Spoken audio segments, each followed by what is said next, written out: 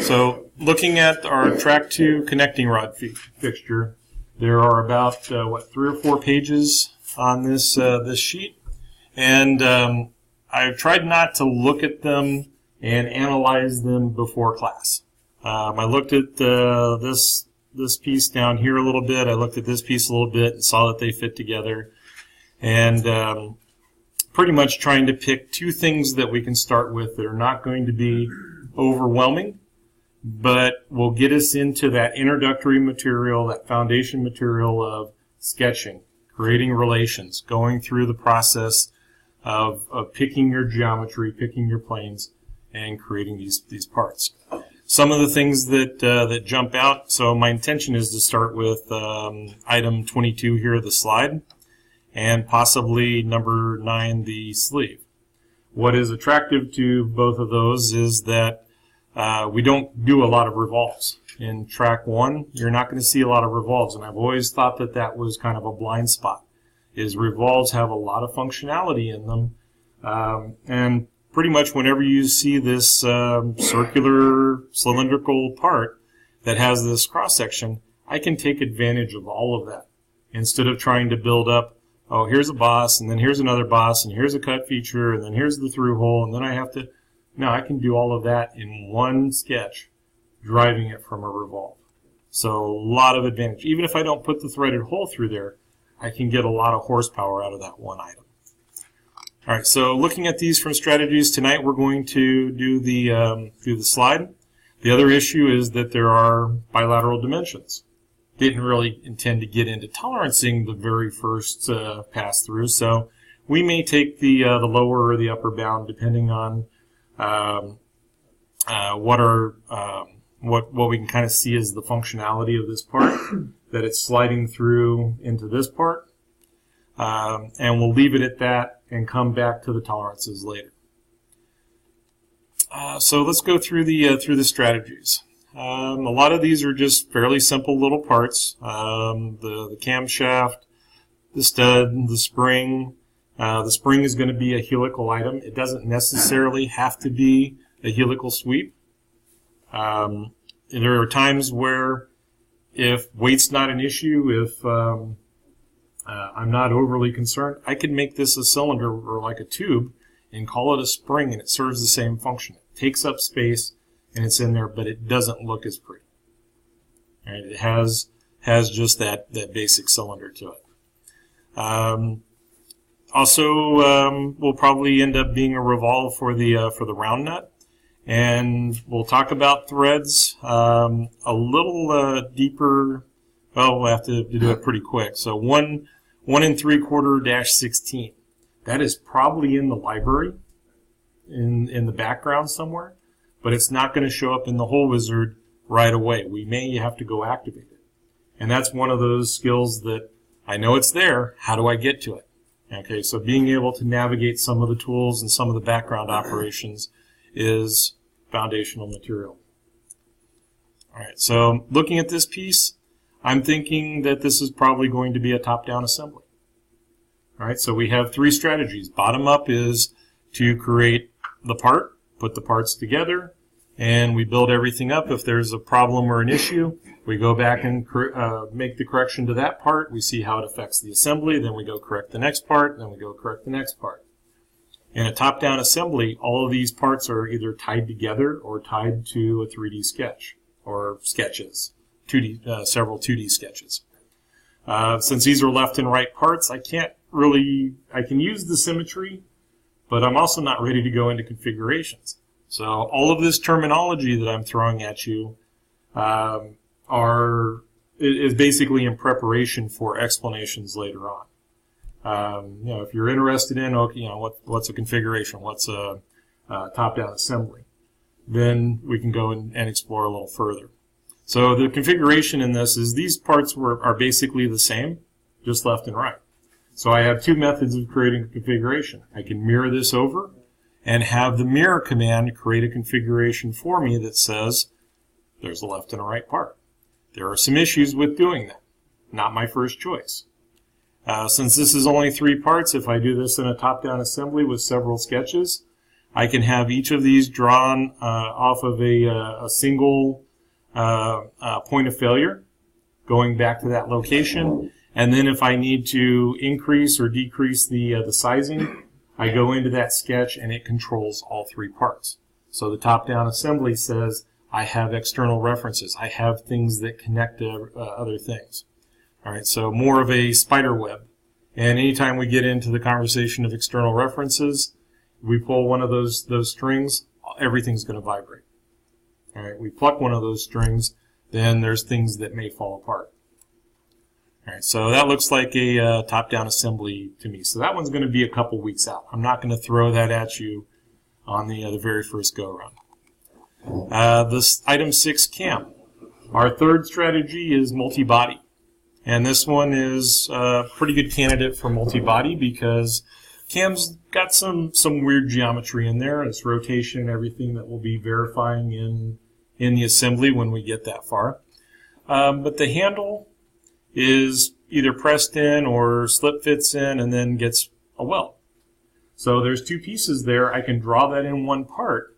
And then my detail drawing says I'm going to have the handle, I'm going to have the cam, and I can even include the weld bead. What does the weld bead need to look like? Is it a double shot or a stitch weld or a full penetrating weld? I can build all of that into my multi-body part and tie it to that geometry. All right, so quick build, fairly quick build, and not too bad. On the that's the locator, the plunger. Oh, I jumped over a little bit. Handle's going to be a little interesting. Right?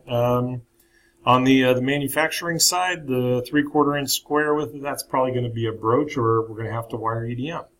So when we start talking about manufacturing processes and making good decisions, is if you have the basic understanding of what's going on in the machining side of things, how can I make this part a little bit cheaper? Do I need to make this in two pieces? Do I need to tie this geometry together in another way that gives me a better choice? Let's see, the rest button, not too bad. The cover, and keep in mind too that these are mostly castings. Right? So if I'm going to take and update this drawing to, I want to build this on a CNC. I want to take a billet chunk of aluminum or a billet chunk of steel and hog all that material out. What are the things that I can do to increase or to the manufacturability? All right, so fairly complicated. We're going to build it as is, and then going through the process, make determinations of, do I need that geometry? Can it change? Can it be updated? And then let's see, the round nut again, not too bad. Also a 1 3/4 16, so we'll get to that. All right, so the other, let's see, pin, no, 4 item. Okay, so 3 of the clamp, and then what do we have? The cradle, fairly complicated. Another kind of plunger, another cam. So yeah, I'm feeling like I got in way over my head all of a sudden. But piece by piece, we're going to go through this. There, by the count, I think I saw 37 as the, well, no, 41 as the pin. A lot of these are going to be small parts that we're going to be able to knock out. And then there's going to be the larger ones that are going to take a little bit longer. But we're going to go step by step and build these pieces. All right, so let's go and zoom up a little bit more. All right. So when you're picking your surface, now something else that I just realized that I did not intend was all of these little G's are grind surfaces. So there is material that has to be left on the tolerance for this to be ground. We will come back to that later and add in how much material we want to remove for that grind. So a good first part, but there is going to be another comeback. There's going to have to be another discussion over some of these parts based on the selection. But I still don't see a better part to start with, so this is it. All right, so Let's fly this out of the way. 1.625 by, looks like there's a stack up, 1.125, so it's not a really large piece, but there's a lot of material removed out of the center. So I'll fly that out, and my screen is a little mixed up, going from right to left. Alright, so at this point, my expectation is that you have the software loaded. You've poked around with some of the pull downs, found some of the commands, modified a few things, maybe updated your units, looked through the options, kind of those first that first lecture getting started. And we're really ready to jump into the sketching. So, without even thinking about it, or I already did this. Oh, I already did this, so let me not save. Alright, so File, New. And one more time, if you see the novice screen, that is not your first choice. If you see this screen, this is going to go to the defaults. Come to the lower left, hit the Advanced. Under Advanced, when we start creating our templates, I have units that I want to change. I have things that I want to see on the screen. We did that save the settings that we went through on the options. That's not going to be the same as I want a metric part and I want an inch part and the different units that may come up to that. I'm going to be able to see those in this templates folder. Double click on the part or click on the part and hit OK. And then towards the end of the last lecture, I got a little frustrated with the selection. And we came over to Tools and Sketch Settings, and the automatic relations were on, the automatic solve was on, but the enable snapping was turned off.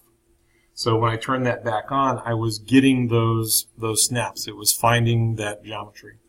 So the sketch settings all of a sudden becomes pretty important when you're not getting automatic relations, or the solving or the snapping is not working correctly. The other place that you would go to look is under the system options, and then now I have to find it again. The document properties, grid and snap. Nope, I tried that before. Oh, I just did this 30 seconds ago. My attention span.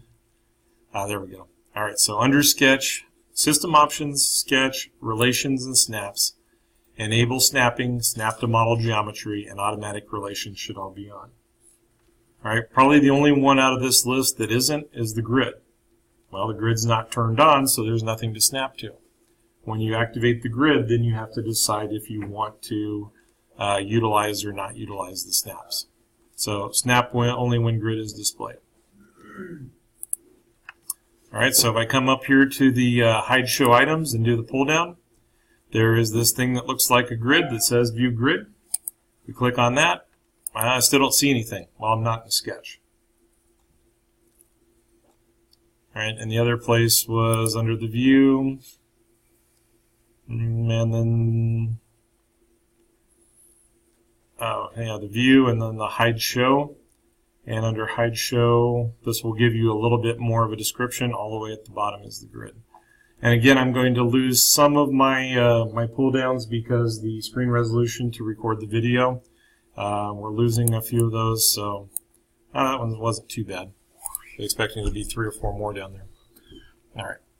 So getting into a sketch. When you click on the sketch button, it's going to come up with all 3 planes and ask you which plane you want to sketch in. You do not always have to pick the front plane. Whichever one is highlighted is the one that will take you into the to the work area and start the sketch. Most of the time, maybe most of the time, that would be the front plane. So when I click on the front plane, it takes me into the sketch. There's my grid. I'm already annoyed, feeling a little anxious seeing all those lines on my screen. All right. So if you want to use the grid, let me just go into the line, and it's not really snapping. Try and see if it's going by tens. All right, so I'm trying to think if I have ever used the grid for I have never used the grid except to demo it and show it to you and then turn it back off. Your grid settings, we covered this in the options, but we'll revisit it just very quickly if you prefer to have the grid going. So under document properties, grids and snaps, major grid spacing is 1 inch. Now that I have a grid up here, we can actually look at it. So coming over to the right, each of the darker images or darker lines are the 1 inch major grid spacing. Each of the minors at 4 is going to be 1/4 of an inch. Or let's see, no, probably 200. 1, 2, 3. Okay, got a little perceptual thing. So 1/4 of an inch. And then number of points per minor is 1.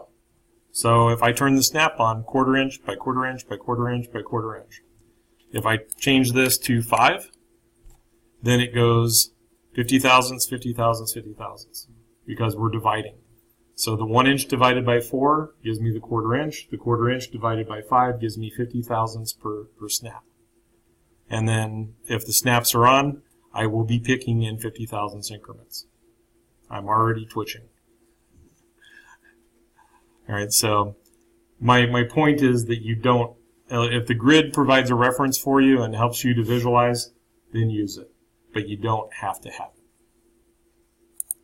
Okay, so let's see if that took. Let's see, where is that? The view. I don't think I turned those on. It was set to come on. Well, let's just go back in. I'm going to start searching for it, and I'll get myself in trouble here. So, relations and sketch, and then we're going to snap to the grid. Snap only when grid is displayed, and then go into the line. So it's kind of jumping every 50 thousandths. In the bottom right here, and sorry that's just off of the screen, but in the lower right on my status bar, I'm not seeing any decimals past the second decimal place going 1/4 inch to 300 to 350 to 400 to 450. All right, if I go into the grid and turn that off,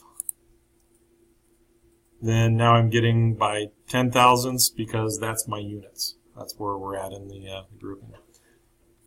All right, so our drawing had a couple of 4-place decimals. Oops, I don't think that wanted to go that way. All right, so had a couple of the 4 decimal places. We're going to pick numbers like the 1 inch, the 1436 for our whole numbers, and we'll come back and discuss what happens when we go to 4 decimal places and bilateral dimensions. So a nice 0.5 single place decimal, so what's that, plus or minus, whatever you feel like. We would stay with two decimal places, and it would be probably 10 or 15 thousandths. So we still need to have that realization that with all of these tight tolerances, even as open as that positional for the dowel or the screw can be, it has to position something. Let's see. So most of these are 3 decimal places, so we'll go with that grouping. And I opened up the sketch.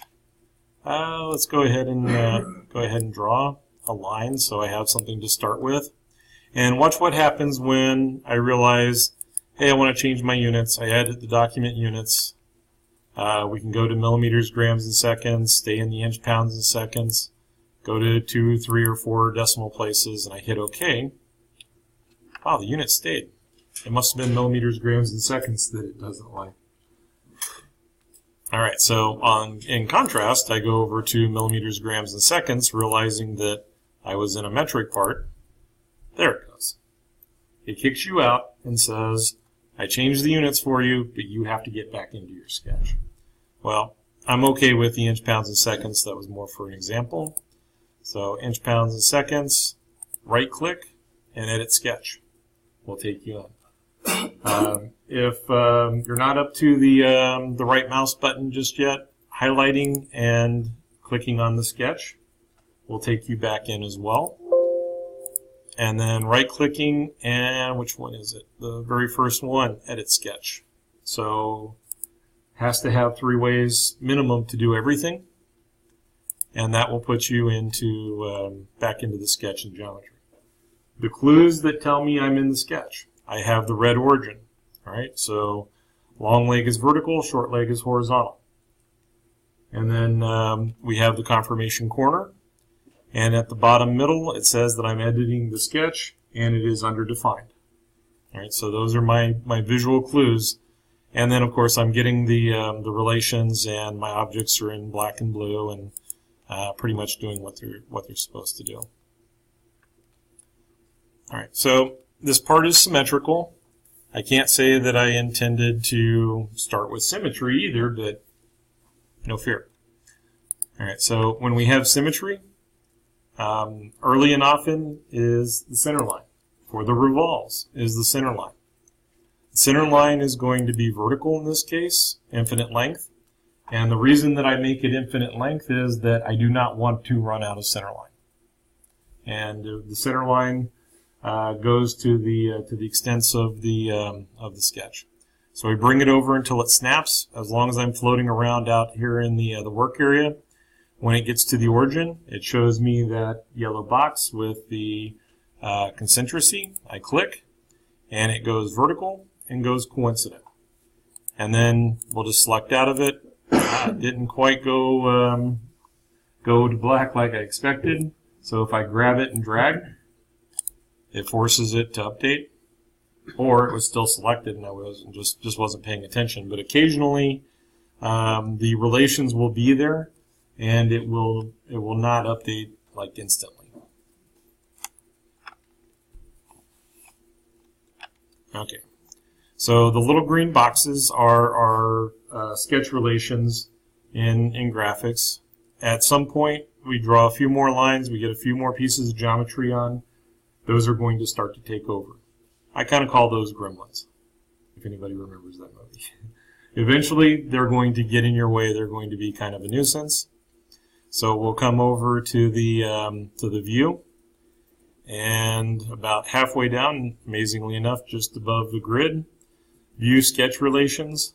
I can click that off, and those will go away. Now, the reason that I want those to go away is that any object that I select on is going to show me temporarily its relations. Why do I need all of them on to take up space and confuse my screen? So once I recognize and can identify a few of those items, we'll be able to pick out the ones that are of issue.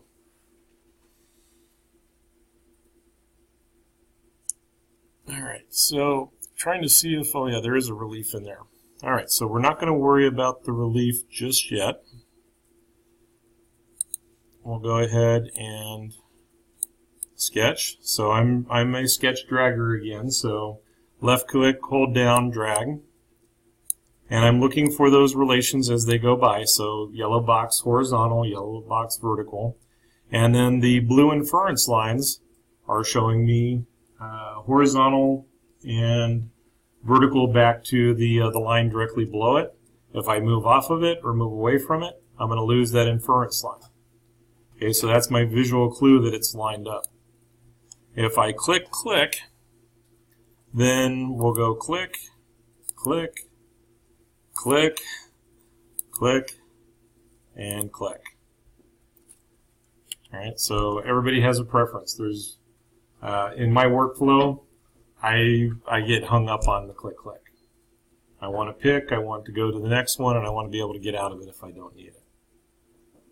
All right, so we're ready to apply some dimensions. So again, if I want to see what the relations are for that line, I highlight it. It shows me that it's horizontal, and it's coincident back to my center line. And then the existing relation shows me that it's horizontal. Picking on just the endpoint shows me the coincident. So every line pretty much has three objects that are associated to it. The two endpoints, and then the line connecting the two endpoints. So if I'm looking for something specific, I may have to access one of those additional objects. All right. So dimensions.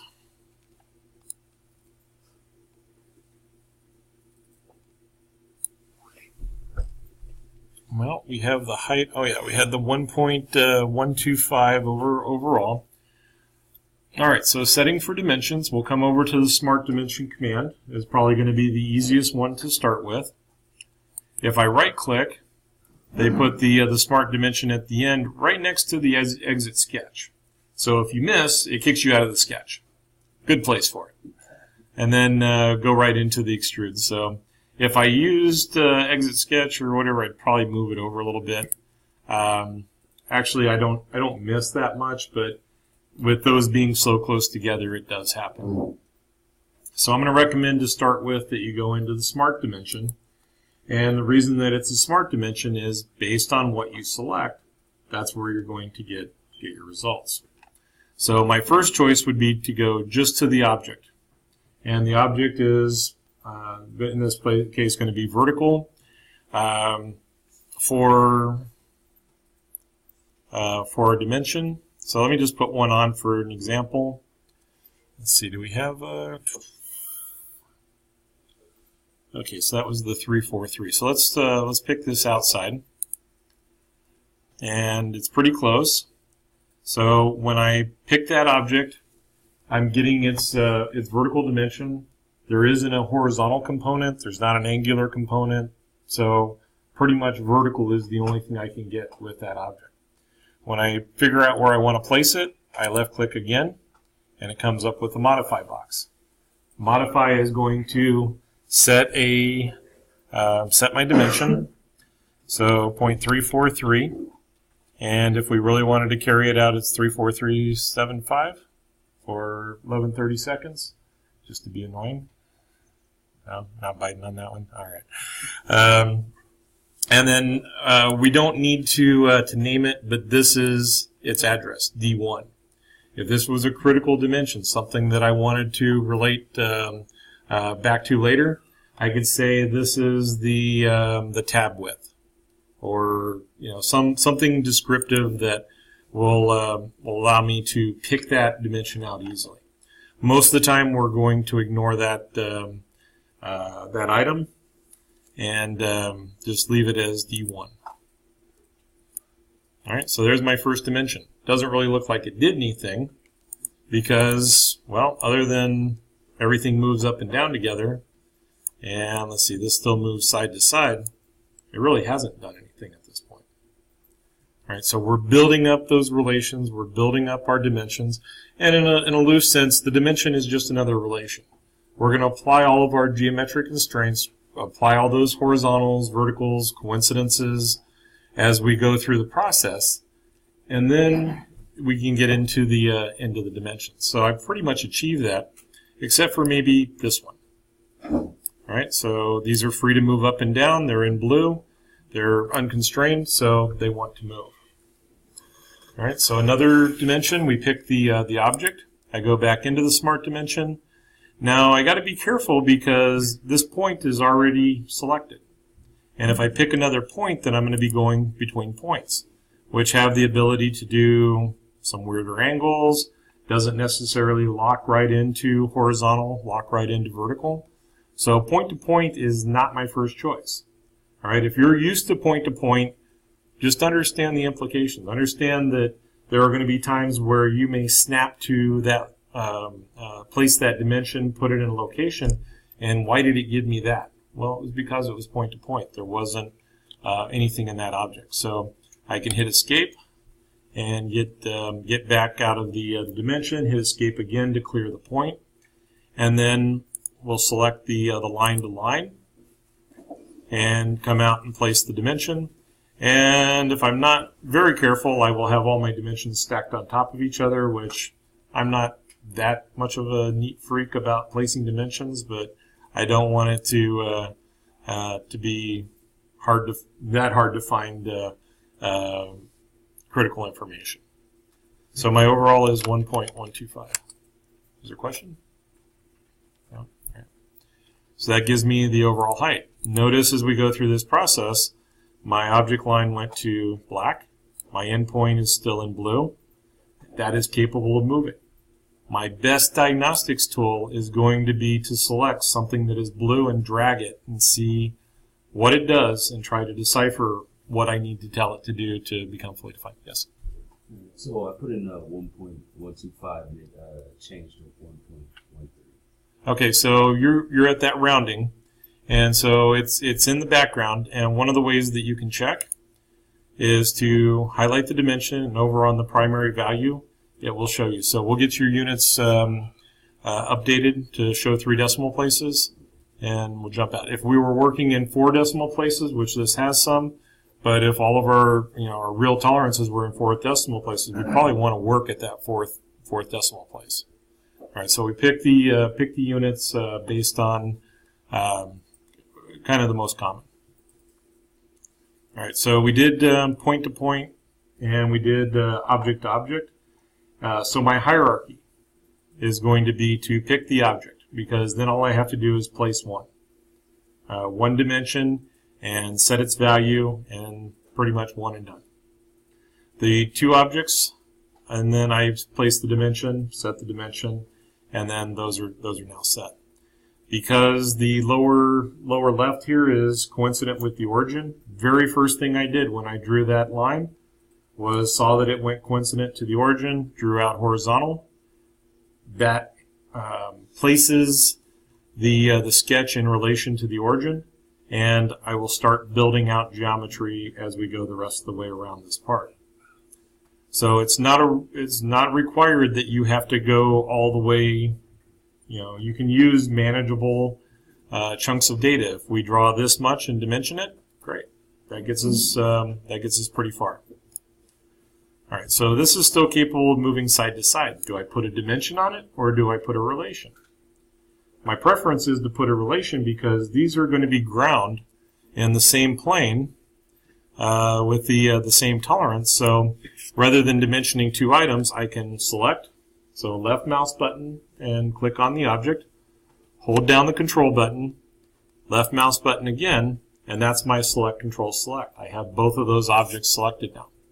And those can be, well, they're already vertical, so that doesn't help me.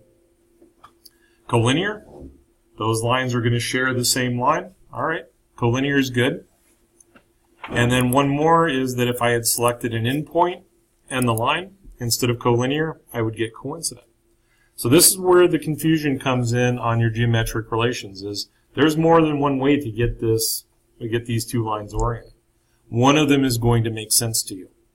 One of them you're going to build in and use, and then there's going to be that one drawing, that one sketch that says, wow, I can't do that anymore. Oh yeah, there was that other thing. I know how to get to that. And then you build into your toolbox as you need and recognize those geometries. I'm going to select, control select, and my preference on this will be to go collinear, because that makes sense. Maybe a little more than the coincident. All right, so now if I drag, both of those are going to move together. So I'm starting to refine this process, bring it down to where one item at a time is getting to its definition. Questions? It's a lot of information. It's a lot of things going on in the background. There's all of those little visual clues that you'll pick up as you see them, as they pop out. And my issue is that I've seen them so often that it barely registers. I saw the little yellow box, I'm happy. Go on to the next thing. Saw the little white box with the vertical in it. All right, it's not going to be inferred, but it's there. Those things are not second nature to you yet, so you are going to have to consciously observe what's going on in your screen. Let's pick another dimension and keep going with this thing. Okay, screens are different resolutions, so that makes it fun. So there was my 343. I'm not so much concerned with the split dimension, the 172. 562, though, to the center line, that presents a little bit of a problem, because I just drew that box, and I need something there to work from. What else do we have? And so it looks like, the base is the 751. All right, so 750, and then we'll go decide if it needs to be a max min or a split dimension. All right, so those are the next two that I'm going to concentrate. I mentioned that the radiuses going into the reliefs for the corner, I'll worry about those later. All right, so I think the 751 would be easier, or the 750. So actually I was going to pick that one, and then I went right to the two objects, so that's fine. We could go with the single object, go with the double object. 0.75 gives me its position.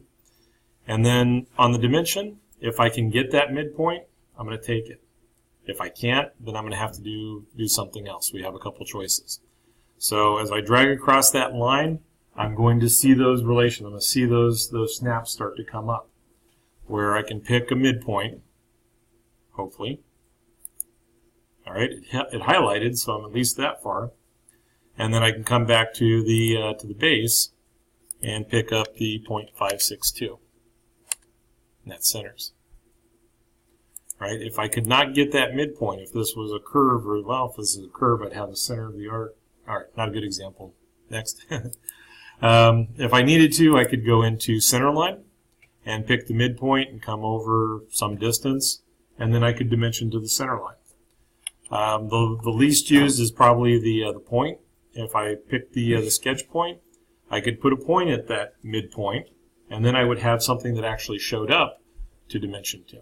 I wouldn't have a reference necessarily.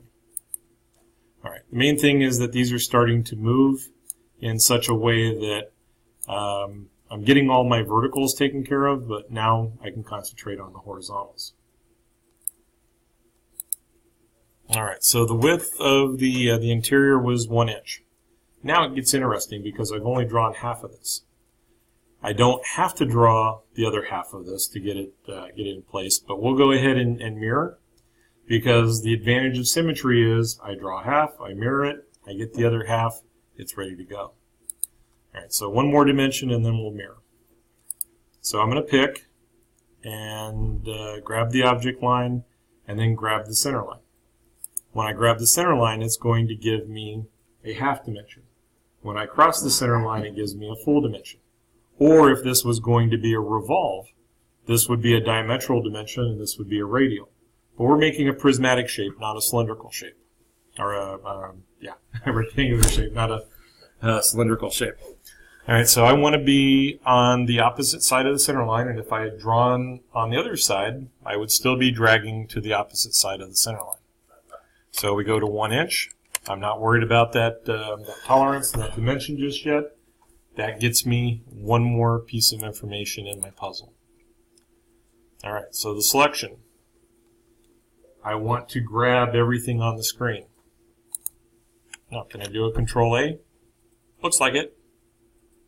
Haven't ever tried Control A before. I've learned something new. Now, Control A all the time in Windows. Don't stop and think about it, but it's there.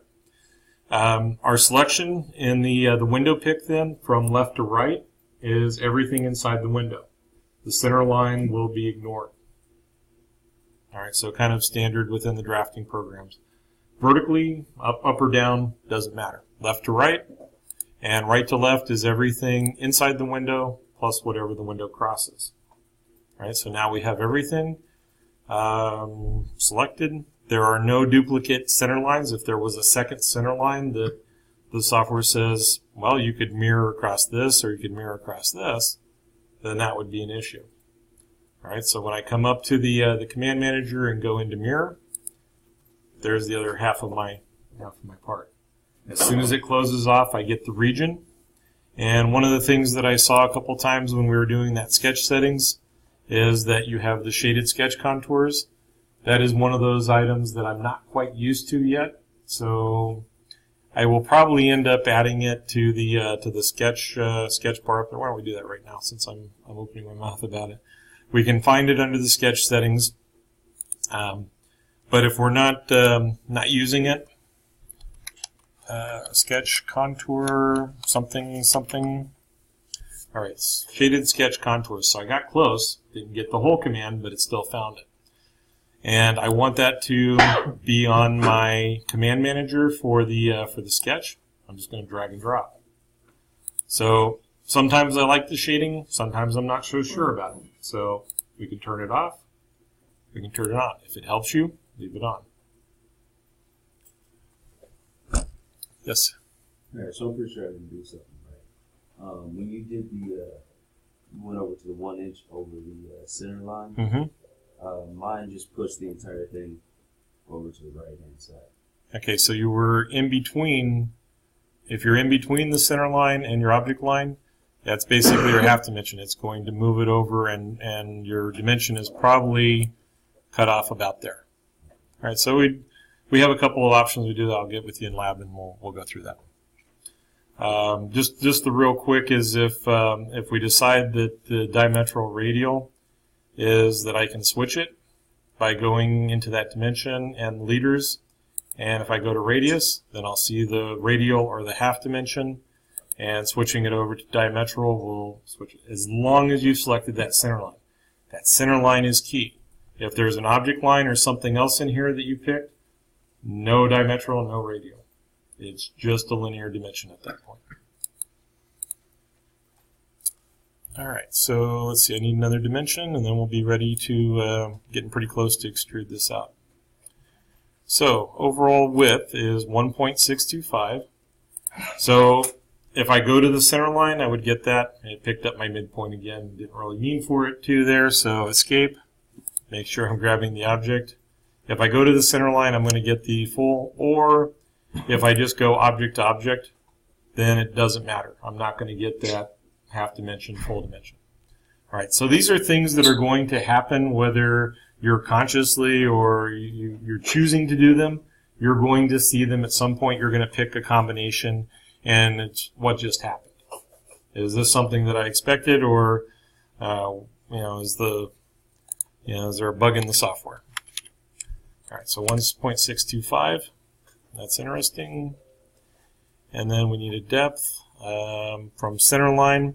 So here's an instance where we can go from center line to the object, and it really wouldn't matter which side. I just happen to be picking heavy on the right tonight. So 718. And that causes it to go fully defined. All right, so the split dimensions, the other items, anything else that I put in is going to be a driven dimension.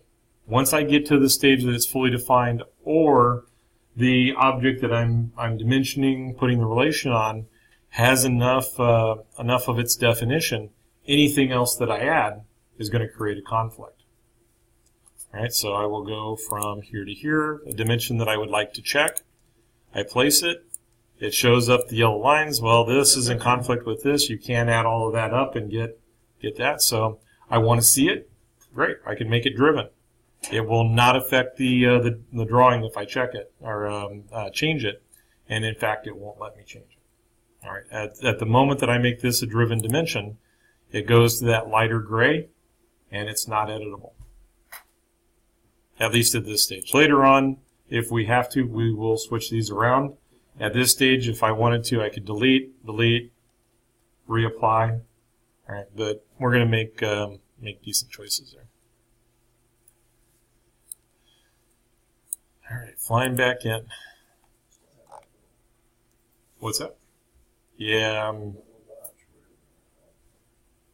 not real fond of that relief right now.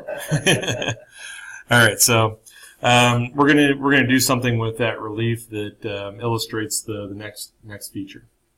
All right, so our depth is 6.625. I don't know at this point if it's going to be an advantage. Oops, maybe got a little too carried away there. To have this on center, in which case I could midplane it. Have it go from the front plane where I sketched, have it go back, or go from the front plane forward. Don't know yet. It's not something that I have to decide right now. All right, I'm going to take my best guess at it and go ahead and make the extrusion the way that I see it or the way that I think about it, and then we'll pick it up later. All right, so the 6.625, 6 5/8, we go into the feature and extrude. Blind in condition, 6.625. I hit tab and it updates.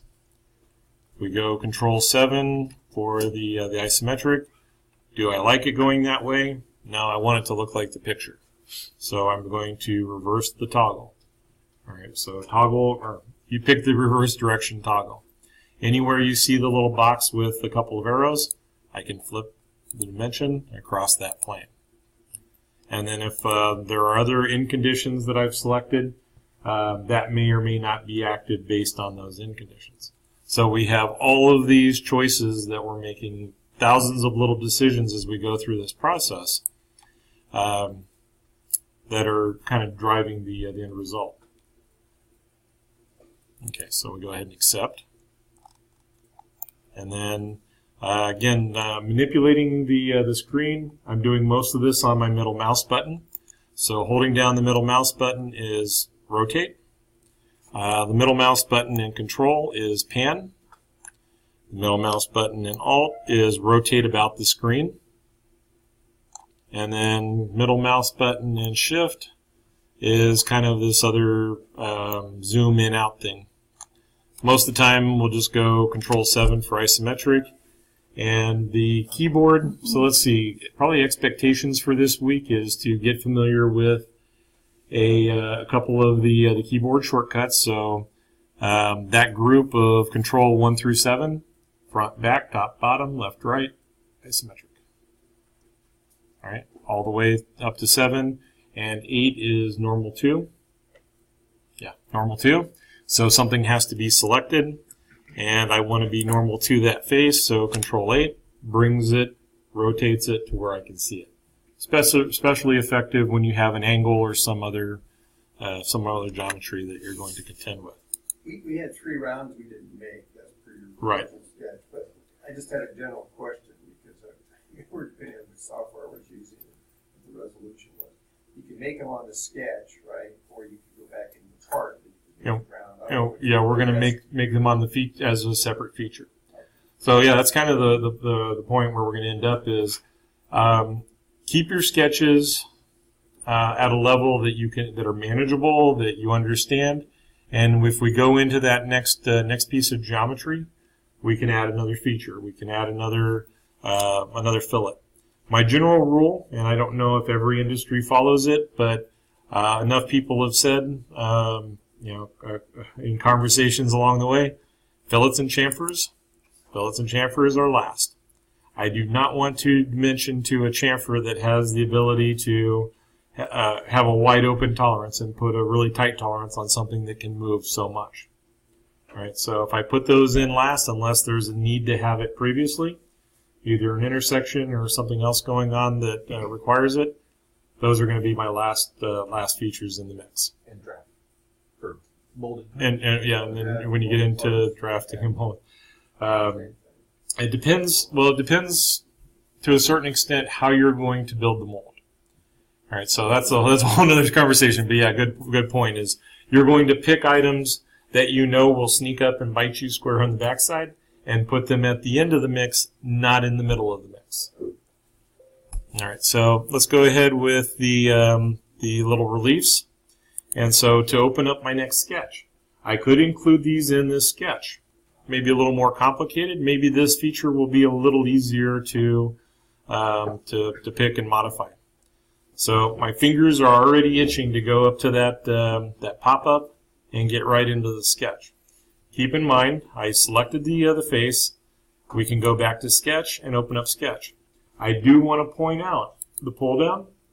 If you do use the pull down, watch out for the 3D sketch. You're opening up an entirely different monster. If you've watched any of the videos, I say 3D sketch, 3D sketch, 3D sketch towards the end of the semester, later on. Wait for it. It will come. It's a whole other set of rules. There's a lot of functionality in it, and in the top-down assembly, it's incredibly powerful. It also can be incredibly confusing. So we're going to stay away from that 3D sketch initially. All right, so when I go to the sketch, I lost my face because I selected out of it. We can go back up to the sketch button, or on the little pop-up. And as your workflow progresses and you recognize these icons and build further into the software, you're going to start using these pop-up or right mouse button context menus to go into the sketch. Back in the options, when we told it to rotate in the view, it's bringing that face around, showing it to me and saying, okay, you're ready to sketch. So there's times where the software is really out to help me, and whether it knows it or not, it's good. And then on the other side, sometimes not so good.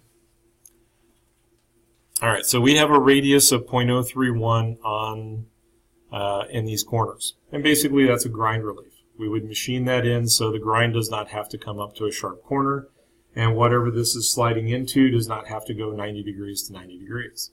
All right, that's where we're going to get the galling. That's where we're going to have an interference. Best chance that this part will not go together. All right, so when we pick the relief, we're going to go into the material side. And kind of the reason I waited on those reliefs is I suspect that I'll be able to go coincident and put that in place. And then we have a tangency relation that I can select the circle, control select the line, go tangent, and then now except for the size of the circle, it's constrained. All right, need the smart dimension. Oh, and another one of those interesting, I was dragging the center point, so the center point was selected. I need to hit escape because it will not allow me to pick the outside of the circle and its center point and put a dimension on it. So for radiuses, obviously we would have the perimeter, and this would be 0.0625. Our radius was 0.031. So if I can do that math and double it, I will.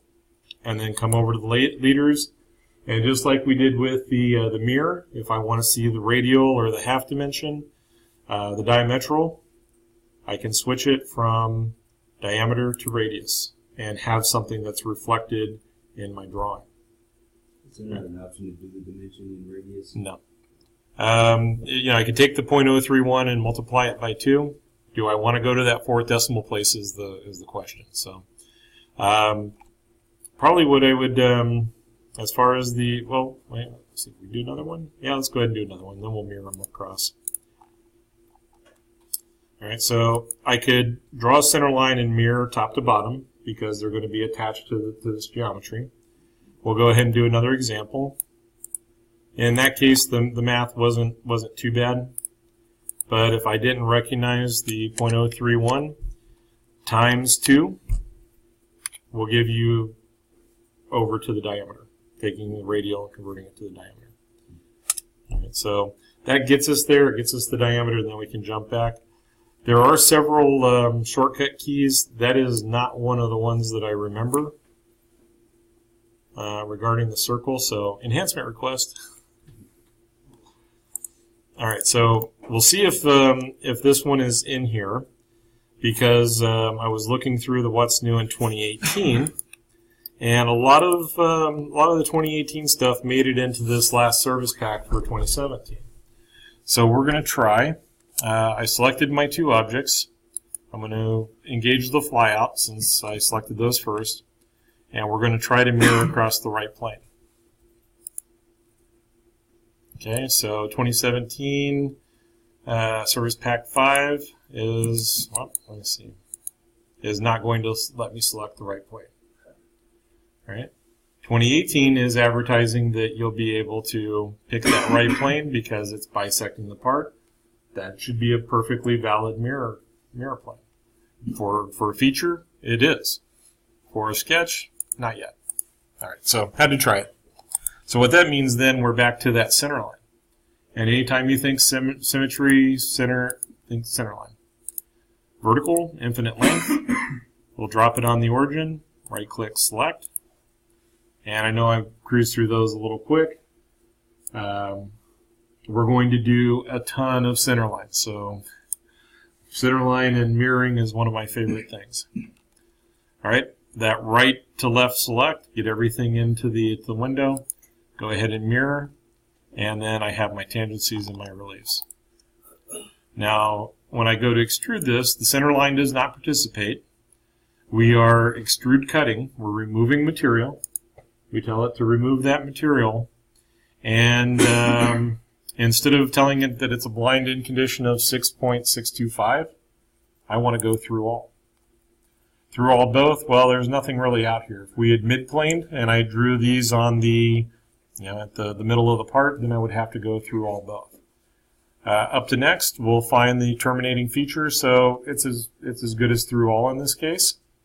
But through all is closer to the top, so my only reason for picking through all, easier to get to. All right, so again, we're going to recognize that there are other things going on here, and kind of keep those in mind as you see them.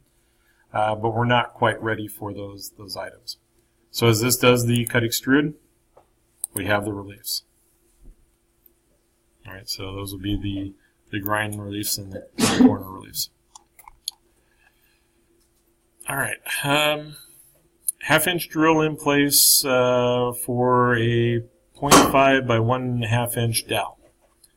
So that means that there is going to be one reamed hole.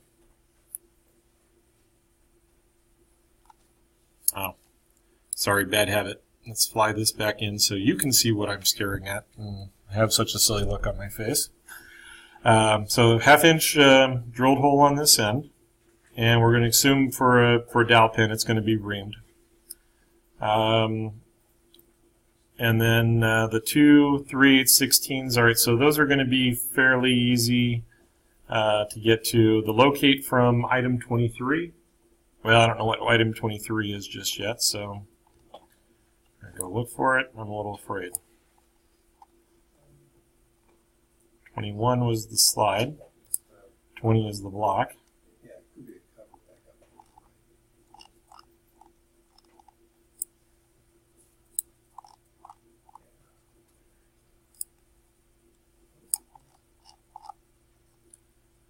Item 23. So 3-inch separation, and those are just holes.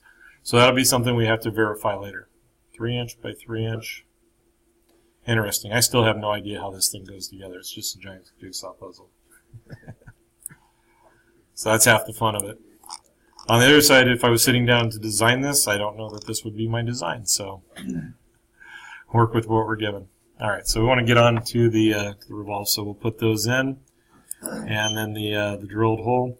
So again, I will either highlight and go Control 8, or if we don't highlight and I recognize that Control 5 is the top, I don't really like that position. So the other thing on the keyboard that we can do is hold down the Alt button and the arrow keys.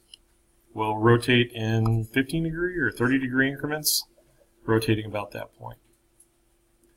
Alright, so origin is over here, and that would be something that I would want to turn on in my template. Under the features, we can go to the hole wizard, and we'll start off with the hole wizard because the cut extrude, well, we just did a cut extrude, so the hole wizard would be a little more functional. I'm going to go with the simplified hole. We're in ANSI inch, metric, every other standard that you never wanted to know about. All drill sizes, dowel holes, or fractional. If you want to see the dowel hole symbols, then pick the dowel holes. All right, and then it also comes with a fit and a tolerance. All right, so those can get a little more complicated, probably more complicated than we want to do right now, but I'll put in the half-inch. Nominal hole fit, a clearance, a transitional, or a press. I think it's probably going to be a clearance. If this slides down or sets down on top of that cover, or the cover sets down on top of it, to be determined. So before you start stuff like this, you basically have to have the parts list already.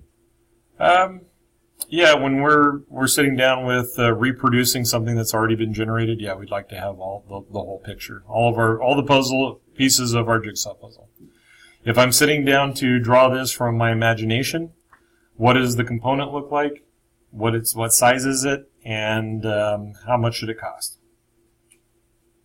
And then I start making decisions from there, and hopefully my decisions are better than theirs. All right, so we'll watch for the near side countersink. I'm not going to put the countersink on there. And then the position. So relating it.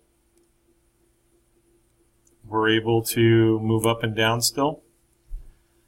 I want to put this, based on the orientation of the screen, into horizontal, but that long leg tells me that it's actually vertical. So if I pick the origin and control select my point, it is showing me vertical, it is bolding vertical, everything says that this should be vertical. So just because I'm looking at it in horizontal doesn't make it horizontal. Alright, so I tell it that it's vertical. Let's see, I lost the screen. Let's go back to the... Well, that one wasn't in the cover, so we have a... Okay, I can see the dimension lines, but I have no idea what that's pointing to.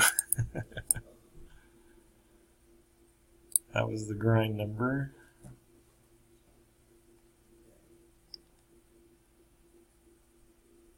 think it says 0.5 0.5 from the edge, so that's on the center line. And then the back, well, we'll go with the 0.5, but we'll need to identify that one somehow. All right, so we're starting to accumulate some things that need to be checked. All right, so I accept that. That puts it into position, and we can see its location. Once you cut it out, can you still move it around? Yeah, we'll go back in and check its sketch. I would drive it off of the dimension. And when we find a better dimension, or we find what this is connecting and start to see the buildup in the assembly, we'll make some of those decisions. All right, so same thing here. Already reaching for that S key, so we would highlight and go to Hole Wizard. As you pick up some of your shortcut keys, hitting the S key, the Hole Wizard is in the lower right usually. Let me do that again a little bit further up. Hole Wizard, and that will take me into the same property manager. Except this time we're creating a threaded hole, so our types are counterbore, countersink, simple thread, or simple hole. The straight tap, the tapered or pipe tap, and then the legacy we can put in information. And then, what was it, 2015 or 2016 is when they added the slots. Slots can get a little weird, but they're mostly functional. All right, so I pick the thread. We're still in ANSI inch. I'll go ahead and make it a tapped hole, so through hole. And then we need to know the size. That was the 3/816. So when you're looking at the designation, the first is the diameter. Since this is a decimal diameter, we're going to need to convert it to fractional. So 375 goes to 3/8, and 16 Unified National Course, 2B, 2 holes. 2B is the class of fit. So I'm going to do the pull down. We're going to scroll down until we find the 3/816. And if I show custom sizing, oh, that's the tap hole, so that's not really helping us. Let's see what else. We do want to see the cosmetic thread. That will help us. And then I'll infer. And we know that those were 3 inches apart, so I jumped into Smart Dimension.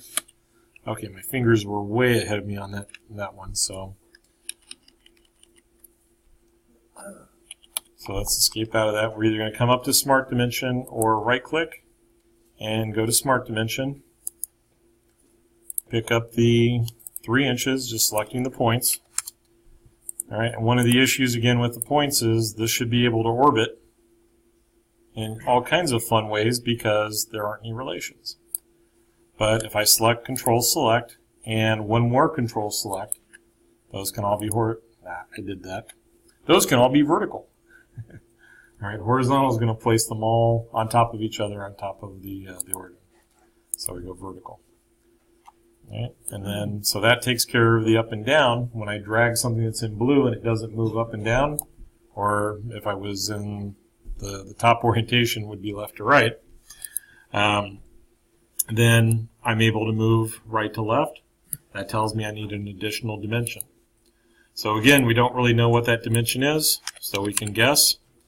And if I want to call those dimensions out, then maybe I would put an inspection dimension. Let's go back and verify. All right, so if I accept that, that puts the holes in location. That will leave the radiuses. We could do the same thing here, except I don't have to be in the sketch. Double-clicking on the sketch shows you the dimension, and I can apply that inspection directly to it.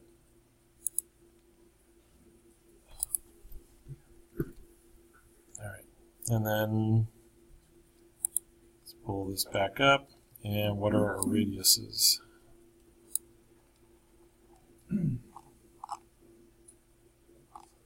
Uh, 093, so 3/30 seconds.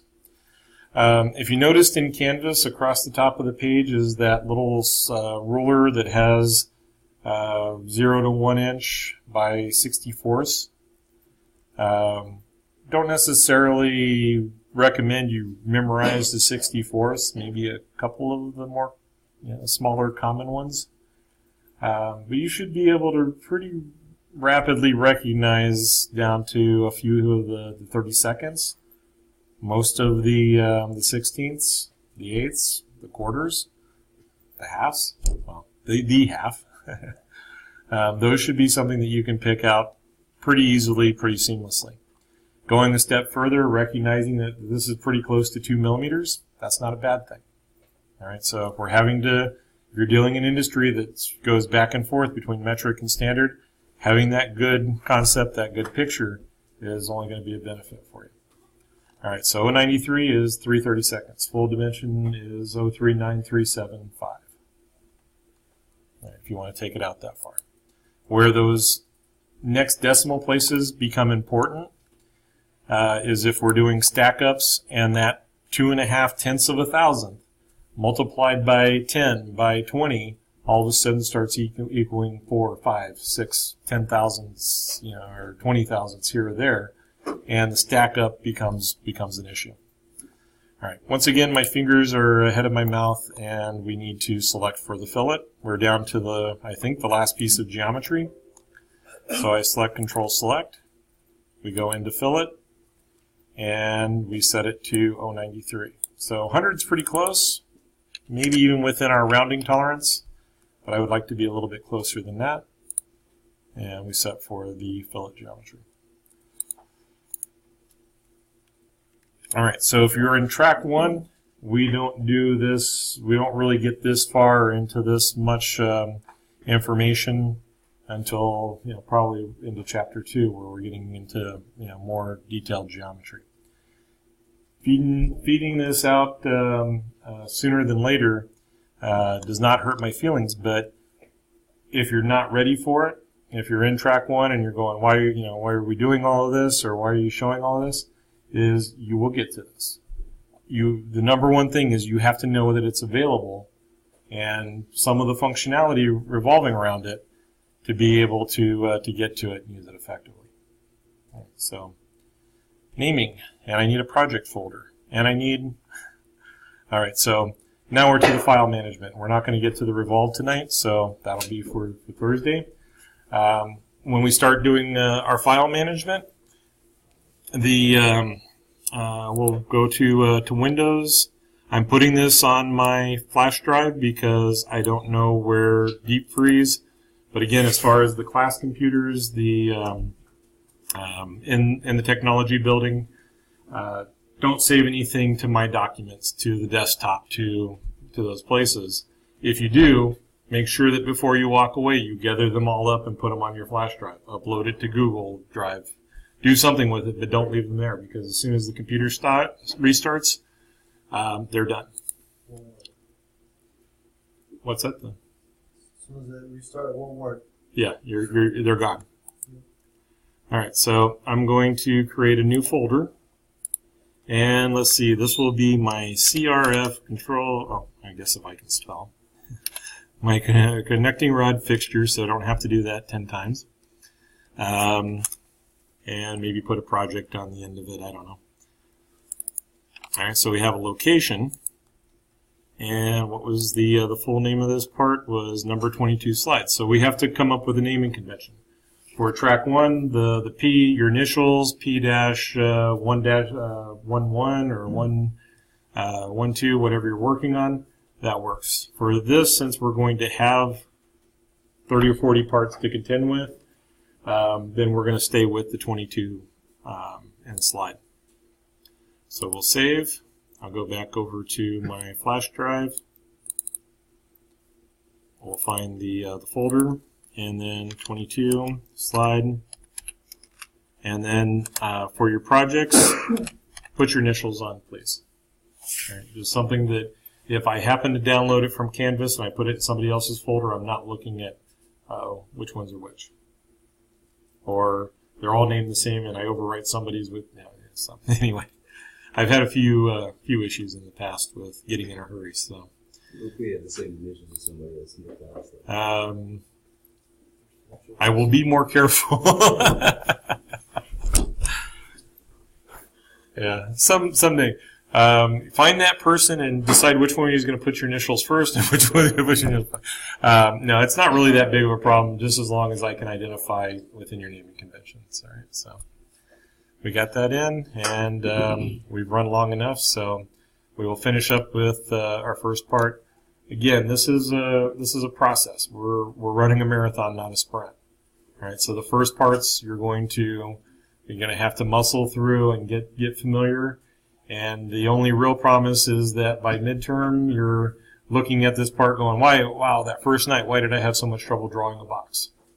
Now you're drawing something that's really crazy, stupid geometry and getting further into it. So go ahead and finish here and then take questions for lab.